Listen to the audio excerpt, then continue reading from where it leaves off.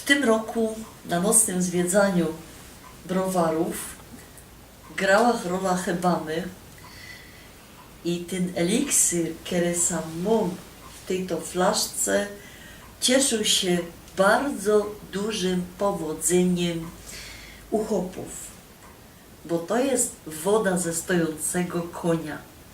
To jest na potencjał.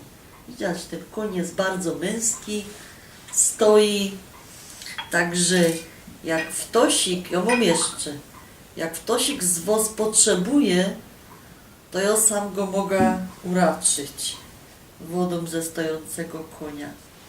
Chcecie?